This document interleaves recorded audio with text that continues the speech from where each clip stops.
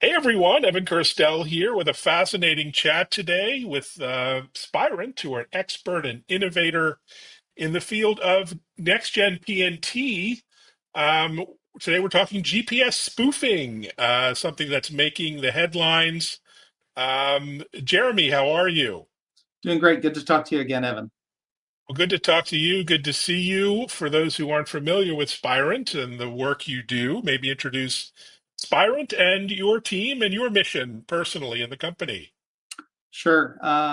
Spirent is a test solutions provider. So we provide test equipment and software for communication and navigation. So if you've got a car, smartphone, airplane, both in the commercial and the military space, it's probably been tested using one of our systems. Our goal is to make sure that the products you use work flawlessly, right? Whether that's making a phone call, calling 911, or trying to navigate an airplane in this case. Um, Within that business, I run our strategy and innovation for our positioning navigation business, which is largely focused around GPS and all of the other cousins of GPS from Galileo and GLONASS and Baidu, all these other global navigation satellite systems. In terms of me personally, that's what I do at Spirent and my team. I've got a background in GPS, pilot. I've worked in various sectors like communications, helping create some of the broadband technology that we use nowadays, as well as video and vision systems and artificial intelligence. A lot of fun things. But this particular topic of GPS spoofing is near and dear to my heart, having lost GPS on a flight before that I was flying. Wow, I want to hear about that. But let's start with some high-level descriptions of the challenge. GPS spoofing is actually making headlines. I've seen articles in the Wall Street Journal and NPR and elsewhere. So maybe first, what is it? And at a global level, how does it potentially impact or is impacting aviation? Great question. And there's been a lot of discussion around this. It's been a very busy year in that respect of people wanting to understand the problem as well as the potential solutions and mitigations, both on the civil and military side. Interference with GPS has been there since day one. It's a very weak signal. You can imagine if you were in a ballroom or a large room, trying to pick out a single person's voice out of a crowd, right? That it's a very small signal so that we can receive it everywhere and it doesn't interfere, the GPS signal doesn't interfere with other stuff. So that makes it very easy to have interference. The most common interference is actually natural interference, buildings and terrain and the things that could block or reflect the signals. And so if you're using your smartphone or your car in a big city, often it's not very accurate, and that's because the signals get interfered with because of the environment. And we've been working on solutions to that. It's a whole nother topic. But the other type of interference is intentional interference. And this is where an adversary or a terrorist or maybe even somebody who doesn't quite know what they're doing, it's unintentional, creates a signal that does one of two things. Either it's what we call a jamming signal, where they've create a signal that's going to overwhelm the GPS signal, making the GPS signal unable to be received. In other words, if again you're in that ballroom, large room with a bunch of people, and it's really noisy, and you're trying to listen to the person on the other side of the room, and you can't make it out. That's what jamming does. You just can't pick that signal out of all of the noise, and GPS becomes unavailable. And while that's inconvenient, at least you know that it failed, right? So, you're driving your car and all of a sudden GPS just stops working, you're going to look around, you're going to figure out what to do, and you kind of figure out either to use your eyeballs or wait till it comes back, things like that. And in an aviation perspective for a pilot, losing GPS, well, it definitely gets our attention. We have to do a lot of things, but we have backup navigation systems that aren't as accurate, but they're still going to work, still going to be safe. And I'm going to lose a bunch of safety systems, and that is a problem. But if I know those safety systems aren't there, I can sometimes use other things, but more often than not, at least my situational awareness. I'm aware of what's going on. Spoofing, which is what's making the news, is actually where someone's creating a false GPS signal. Wow. That's much more insidious because now instead of getting a position that's correct, you're going to get an incorrect position that the GPS receiver thinks is real. And if you're not smart, you might think that it's real and you might start following that false signal. And when this started happening in a big way about a year and a half, 2 years ago, there were flights that were going 60 nautical miles off course. I really bad stuff. Since then, we still sometimes have that, but with some awareness of what's happening, you could use those backup systems and still navigate, but you lose a whole bunch of safety systems. The one that I think most people in aviation, airlines, and pilots are concerned about is something called enhanced ground proximity warning systems. Long name, but it's a system that uses GPS to know where you are in the world and compare it to a terrain database to know if there's going to be mountains ahead of you or ground. And if it senses that the airplane is at risk of running into a mountain or plowing into the ground, it's going to tell the pilot, and it's not going to be gentle about it. It's going to say, pull up, pull up, pull up. And for years, we've been trained, if that happens, hit the throttles, pull up, and follow the guidance to avert a problem. And that's because before those systems were available, pilots might get off course because their navigation systems weren't as accurate. And if they got off course, sometimes, especially if it's nighttime, there's weather, accidents were happening. We would lose 3 to 4 aircraft a year globally by flying into terrain. And so now you put us in today's context where those systems have become a fabric of aviation using GPS and its efficiency and safety. And now you say, well, GPS is spoofed. I hope you can detect it. And if you detect it, use those backup navigation systems, which aren't as accurate. Oh, and by the way, you've lost the safety, one of many safety systems on board the aircraft that might tell you if you're errantly off course, you might run into the ground. That's not going to work. And so the aviation community is concerned about this. And we obviously still very safe to fly, but we are losing some of these pieces, and we need to fix it in order to maintain that safety. Wow, I had no idea. And why is GPS spoofing happening? What are some of the motivations perhaps behind it? And where? Is it a global phenomenon? Yeah, more often than not, GPS and the other global navigation satellite systems, GNSS, are spoofed due to some sort of conflict, and not always an adversary, right?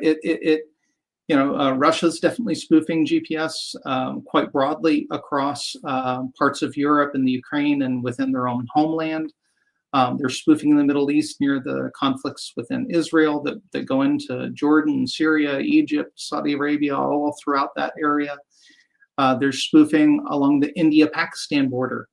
They're spoofing in Myanmar. They're spoofing near parts of Thailand because of the Myanmar. They're spoofing on the North and South Korean border intermittently. They're spoofing intermittently in the South China Sea near Taiwan. This week, in the last couple of days, there has been spoofing near Guadalajara, Mexico, that's taken flights by surprise. Occasionally, we'll even see it here in the U.S. Sometimes along the U.S.-Mexico border, and also other locations. And part of that is, we use GPS, so some people might want to disrupt airlines and commerce and do nefarious things. More often than not, if it's a state actor, meaning a government, they're in some sort of warfare where they're trying to disrupt the GPS to either stop guided munitions, but the biggest thing is drones. And if you look at the news right now, well, there's drones in New Jersey, there's drones in Ukraine, there's drones everywhere. And a lot of drones use GPS to navigate. And if you were to buy a commercial off-the-shelf drone, if you were to go to Amazon or anywhere online and buy a drone for you or I to use for pleasure, well, terrorists and other folks are doing the same thing, and they just are strapping explosives to it and using it as a weapon. But those commercial off-the-shelf drones have software that won't allow them to fly near an airport. So if you were to take it, you can't fly near an airport because it looks at the GPS location, says, I'm in proximity to an airport. That's illegal, won't fly. So if you spoof GPS to be at an airport, the terrorist can't use it. At least not a commercial off-the-shelf one. They'd have to go build one.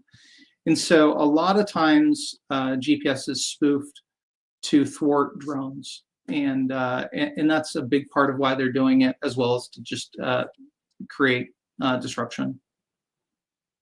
Wow. Talk about peeling back the onion, going deeper and deeper into this problem.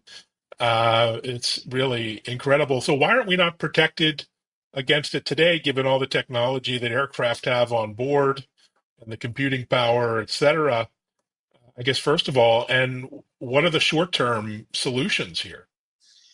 Yeah, and at least in December, making the news with the drones in New Jersey. Of course, a lot of those are probably airplanes, in my opinion, looking at the pictures. But the report about that car's clock changing when it was underneath the drone is an indication of spoofing.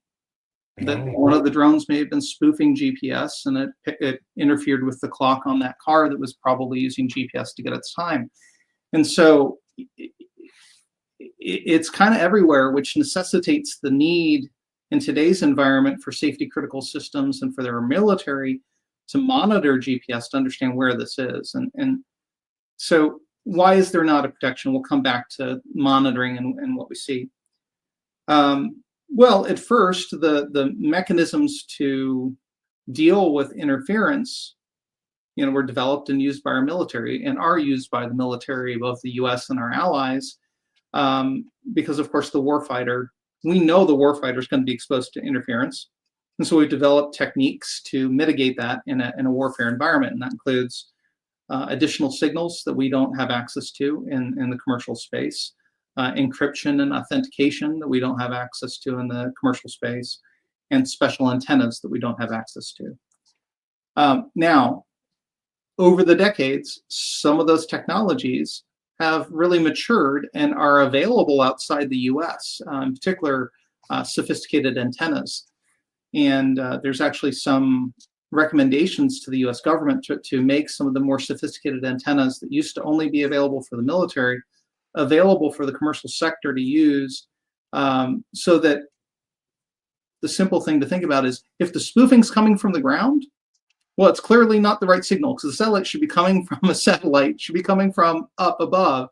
And so an antenna that can distinguish between a signal coming from the ground and a satellite is a great way to deal with this. So part of it is policy. And we're trying to get policymakers to let commercial users, especially aircraft, get access to some of this technology that's kind of no longer secret. It's being used by our adversaries. You can buy it in countries that don't abide by our laws. So it's kind of out there. The other thing to do, of course, you mentioned computing, right? You could put a lot of computing power behind receiving these GPS signals and do some processing to figure out when you're being spoofed, and try to either, like GPS jamming, at least declare that there's a failure, tell the user this isn't right, don't present them with the bad data. And that is kind of the first line of defense right now, is putting software and techniques in there to say, this can't be real. And I'll give you a good example. Sometimes when people are spoofed in areas of conflict, one of the most common things is it's actually going to make it look like you're going in a circle. So, instead of going in a straight line, if you're driving or if you're flying, kind of going in a straight line or relative arc and going at 400 or 500 miles per hour and stuff like that, they'll have you in a little circle. Well, you should be able to pick that up. You should be able to detect that you're, all of a sudden going in a circle when in fact you're actually going in a relative straight line. And so there's some techniques like that, and a lot of them would use some external information. So a commercial aircraft has inertial systems and gyroscopes, right, to be able to tell what attitude the aircraft's in and things like that. So if you're in a circle and the attitude's level, those two things are incompatible, right? So that you should be able to do that. But any change in the aviation space comes with new regulations, new standards, a ton of testing to make sure that, even though that's really simple to think about and probably rather simple to implement, we have to make sure that we don't cause unintended consequences, right? That we don't mess something else up. Let's make sure that we don't make one thing better and another thing worse. And so there's a lot of work right now to do that. So some of those systems, like using new antennas and having better software to detect these things, are going to take 5 to 10 years to materialize. So we kind of have a short-term problem, which we can, there are solutions to that too, but that's kind of why we don't have things right now to combat this. That, and up until recently, if you had told somebody that they're going to get spoofed, they would have said, "Well, that's the military's problem. That's what's going to happen in the war in the war field. My phones, my cars, my airplane are going to be nowhere near that." But unfortunately, there's spillover in these conflicts, and there's terrorists out there doing stuff. So we now it's kind of like, we didn't have antivirus on our PCs, right? Until somebody started creating viruses and malware and stuff. Well, now we all have antivirus on our PCs. Well, nobody was messing with GPS, and so we had no defense. Well, now it's a cyber warfare thing, and we're going to have to effectively create an antivirus for GPS that gets put on your phone, in your car, and in your airplane, and train professionals how to use them for the safety systems. Wow, incredible. So beyond the short-term, I guess you call them workarounds or mitigation that's being done, what other kind of long-term solutions are on the horizon? Well, there's a mixture. So one thing I didn't talk about in the short term, and I'm talking about like days, months, is especially for aviation, you don't want to blunder into these areas, right?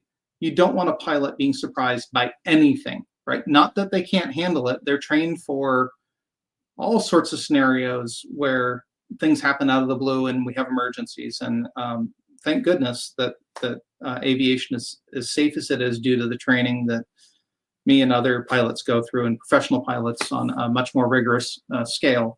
But still, you don't want to startle the pilots and have no way for them to get information from their systems, that you're kind of relying for them to detect it. So what we can do now, and we do this at Spirent, is we can detect globally by looking at a bunch of different data that airplanes transmit and other data that's on the ground. We can detect where the GPS interference is. And if you can tell the pilot and the airline dispatcher ahead of time where the areas of spoofing are, well, that's great, because now I know, okay, as I approach that area, before I enter it, I'm going to go to my backup navigation systems. I'm going to safeguard my navigation systems. And I'll also be forewarned that those areas, some of the safety systems aren't going to work. And if I'm in cruise flight way up high, maybe that's not a big deal. And of course, if it starts blaring, pull up, it's not just that I'm at 30,000 feet and I know that I'm not going to run into anything, but I'm also forewarned, right? I know that A, it's going to do that to me, and B, it's okay not to listen after 20 years of being trained to always listen to that without question, right? So detecting these attacks and giving that information to the pilots ahead of time so they can prepare themselves. And then when it happens, confirm it, because their systems on board the aircraft may or may not, depending on what they have, detect it. So you want to be able to send them a message through their data link and their other tools that they have in the cockpit. Your flight's being spoofed, right? That confirmation that what they're seeing, that's errant data, not a spoofing warning, but errant data, is actually happening. And so also we can tell them where they're being spoofed to, right? Where's air traffic control going to think they are? Where are the other aircraft's traffic systems potentially display them to, so that there's awareness of what's happening, both in terms of their aircraft and other aircraft around them, so they can get a picture of what's going on. And then, of course, they want to know when they're out of it, so confirmation. And then the other piece, and this, again, is a little scary, a lot of these systems on board an aircraft can't be reset in flight. And once they fail, they're done. They're done until you get on the ground and reset them, or even have maintenance come in and replace them. And so if you exit the area and the systems don't automatically reacquire the good GPS signals and reset, I want confirmation that that's happening, maybe so I can follow some additional procedures if they're available. But if not, get that confirmation. Okay, even though I'm out of it, it's gone. And if that's the case, the pilots, air traffic control, and dispatch may need to do some different things. They're going to be unable to follow GPS routes for the rest of the flight. So they're going to either need radar vectors, or they're going to have to follow old VOR DME procedures. They're not going to be able to fly the normal arrival procedures and approaches into the airport until they get to what's called an ILS. If they're going oceanic, they may not be able to fly at certain altitudes, and they certainly are not going to be able to fly with the same amount of separation, which is reduced vertical separation. GPS is really precise, right? So we can pack more airplanes in the same amount of airspace. If you don't have GPS, they're going to have to clear out a lot of space around you. And these all have big impacts on the capacity of the airspace, the safety of the airspace, and also fuel burn. And it also comes down to money. And so we've had flights that have exited these areas of spoofing and have had to divert because their fuel burn went up, and that's really expensive. And you'd like to have that information available. So detecting GPS spoofing has a lot of benefit to combating this. Knowing where it is so you can take action, ideally go around it if you can, but a lot of times not possible, but at least do those mitigations. And we can even tell the airlines and the pilots, not only where's the spoofing, what's the behavior for your type of aircraft, right? Does it always get spoofed? Does it sometimes get spoofed? Does it have high integrity? All these kind of things. And so the short term is to get that kind of information out to the pilots, out to the airlines, but also there's other industries that are going to need it too, right? Public safety. If you call 911 and you're in a spoofed area, they're going to send the ambulance and fire to the wrong place, right? So knowing whether or not you have integrity of GPS is really vital to public safety, communications, airlines, everybody. And so we think detecting it is really critical. The other next step is, as we detect it, can we replicate those scenarios in the lab so that people can start working on A, detecting it in the GPS equipment so we don't have to tell them remotely, and then B, design a fix, right? Be able to design a fix either in software, using better antennas and other things to combat that. And we are doing that. We are now able to take what we see happening in these areas of conflict and bring them back into the lab so that our customers can replicate it and start creating that antivirus update, to fix it. Much longer term, we need to start developing better GPS, and that starts with better and more satellites, the ability to authenticate the signal, which is available by the European Galileo system, but not available for GPS. And so NASA and NOAA have recommended and asked for funding to create an ability on the civil market to authenticate GPS. And so the government wants to provide that service, but it's up to policymakers to provide the funding to do that. And realizing that if GPS fails just in the US, it's not billions of dollars a day, it's probably billions of dollars per hour, right? So really need to make sure that we've got those kind of things funded to get more out of GPS. And then we need some backups. We don't want to put all of our eggs in one basket. South Korea and China have backup systems using something called LORAN or eLORAN. We had LORAN before GPS. It was a ground-based signal. We turned it off when we got GPS, so we don't need it anymore. Well, guess what? Maybe we should have kept it as a backup. So maybe we turn some of those kind of rejuvenate some of those old things that we can use as a backup to maintain the safety and of the system. Yeah, amazing food for thought there. Let's talk a little bit more about some of Spirent's solutions and strategies to address not just the GPS spoofing issue today, but maybe what you're doing to test, authenticate, develop next-gen PNT. What does that look like in the lab? Yeah, I think for us, we look at things holistically for PNT. It's not just GPS, not just GNSS, it's everything you use for position, navigation, and time. And so obviously you need to test GPS, but then you need to start figuring out how do I test that with an inertial system, a gyroscope? How do I test that with a magnetometer? How do I test that with these other signals like ELORAN or compass or quantum, right? This is coming along. You can have quantum inertials, you can have quantum positioning. One of the other big ones is, right, can we use wireless communication towers like 5G base stations to triangulate a position, which we sometimes do in emergency situations with our smartphone. Are there ways to use that in other applications if needed? Low Earth orbit is yet another one, right? How would we use low Earth orbit satellites, not just the GNSS satellites, to position as an alternative?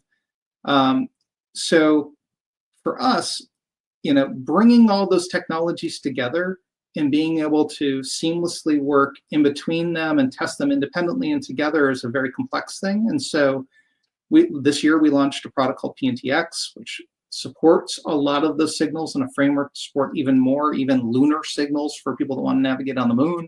Amazing. We are bringing technology to market that allows people to test purely in software so that they can test their software-defined GNSS before they create the chip, to be able to create a software version that creates a realistic output so that all of the other systems that depend on GPS can test with a realistic output, right? If you're testing a navigation system that relies on GPS, you can't assume that the GPS is always good. You got to have some error checking in there.